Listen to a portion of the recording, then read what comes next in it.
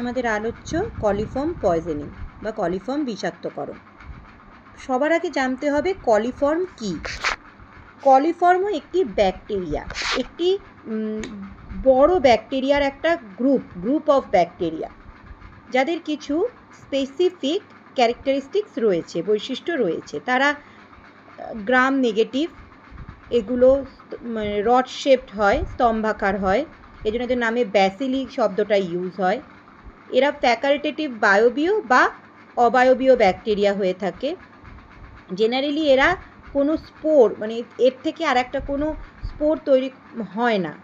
আর এগুলো 35 to 40 degree centigrade তাপমাত্রার মধ্যে অ্যাসিড বা গ্যাস তৈরি করতে পারে। আর মানে জেনারেলি এটা তৈরি করতে ওদের 48 আওয়ার্স টাইম লাগে। তা এই কলিফর্ম ব্যাকটেরিয়া যেহেতু বললাম একটা বিশাল একটা গ্রুপ, বড় একটা গ্রুপ, এটা কোনো সায়েন্টিফিক ক্লাসিফিকেশান নয়, তবে এটা একটা বোঝার সুবিধার জন্য এদেরকে একটা গ্রুপে ফেলা হয়।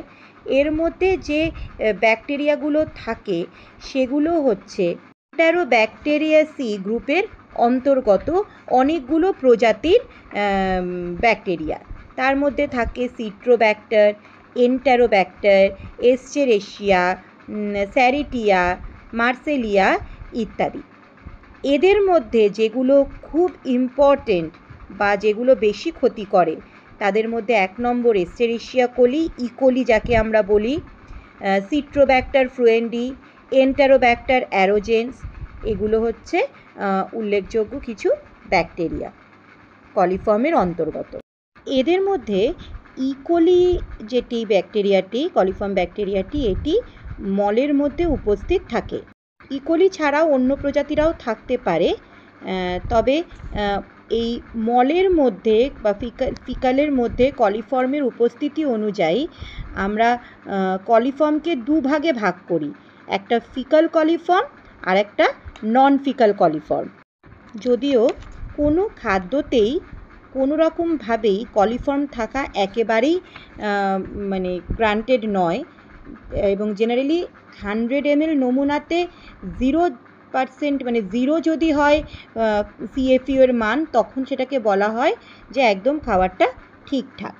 তবে বেশিরভাগ কলিফর্ম কিন্তু রোগ সৃষ্টি করে না। যদি আমরা দেখি তাহলে তারা যদি মূলত পানীয় ওয়াটার বা খাদ্যের মাধ্যমে আমাদের দেহে প্রবেশ করে বা এদের জল মানে পানীয় জলে বা খাদ্যে যদি খাওয়া হয়, সেগুলোর যদি কোনো কারণে নেওয়াই হয় যে এই জলের সাথে গিয়ে মানে নোংরা জলের লাইনের সাথে গিয়ে সেখান থেকে রোগ সৃষ্টিকারী বিষাক্ত অণুজীব এই জল বা খাদ্যের যদি আসে এবং বিফের ডায়রিয়া, গ্যাস্ট্রোএন্টারাইটিস মানে কাঁচা থাকে বা আন্ডারকুক থাকে, তবে সেখান থেকে আসতে পারে।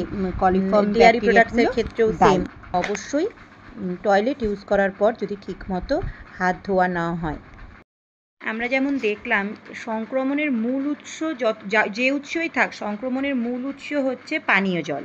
ঠিক তেমনি এই সংক্রমণের পথ যেটাই হোক না কেন, মূল পথ হচ্ছে ফিকাল ওরাল রুট, অর্থাৎ হিউম্যান অ্যান্ড অ্যানিম্যাল যে এক্সক্রিটা থাকছে, যে মলটা বেরোচ্ছে, সেইটা যদি সুয়েজের মাধ্যমে মানে নিকাশি পথে যদি কোনো ছিদ্র থাকে বা যখন আমরা বর্জ্য পদার্থ ফেলছি সেটা যদি ডিসপোজালটা যদি ঠিকঠাকভাবে না হয়, বা চাষের জমি থেকে বা চাষের জমিতে কোনো নোংরা জল ঢুকে গেল, বা বাথরুম করার পর যদি হাত ভালো মতো ধোয়া না হয়, তখন কিন্তু ফিকাল ওরাল রুটের মাধ্যমে এই ব্যাকটেরিয়াটা আমাদের দেহে প্রবেশ করবে। এই প্রকার খাদ্য বিষাক্তকরণের ক্ষেত্রে দেহে ব্যাকটেরিয়াটি ঢোকার পর অর্থাৎ সংক্রমণের পর 3-4 দিনের মধ্যে সিমটমস দেখতে পাওয়া যায়, কখনো কখনো সেটা 7 থেকে 8 দিনও লেগে যায়।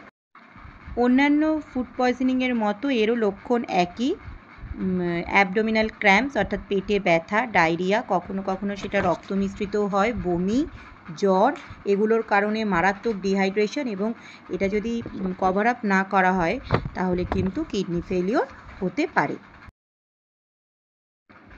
যেহেতু আমরা দেখলাম এই রোগের মূল উৎসই হচ্ছে জল, তাই অবশ্যই পানীয় জল ফুটিয়ে খাওয়াই ভালো। সেটা সম্ভব না হলে যেখান থেকে আমাদের জলের মাধ্যম, যেখান থেকে আমাদের মূল জলটা আসছে, সেটার কোয়ালিটি মনিটরিং করা বাধ্যতামূলক। অবশ্যই গুড হাইজিন, যেটা স্বাস্থ্যবিধি মেনে চলা উচিত, হাত পা পরিষ্কার রাখা উচিত বাথরুম ইউজ করার পর, বিশেষ করে রান্না করার আগে। এছাড়াও যদি রান্নার সময় সবসময় গুড টেম্পারেচারে প্রপারলি কুক করতে হবে ফুড, বিশেষ করে মাংস।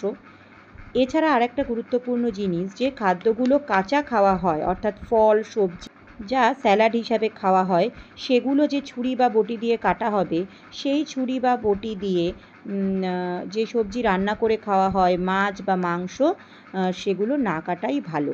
কারণ ওগুলোর মধ্যে থাকা জীবাণু যখন কাঁচা মানে কাঁচা হিসাবে যে খাবারগুলো আমরা খাই তার মধ্যে ঢুকে গেলে সেই জার্মগুলো আমাদের বিশেষ করে কলিফর্ম ব্যাকটেরিয়া আমাদের দেহে প্রবেশ করতে পারে। এই সাধারণ নিয়মগুলো যদি আমরা মেনে চলি, তাহলে কিন্তু আমরা এই ভয়ঙ্কর কলিফর্ম পয়জনিংয়ের হাত থেকে খুব সহজেই নিজেদেরকে রক্ষা করতে পারবো।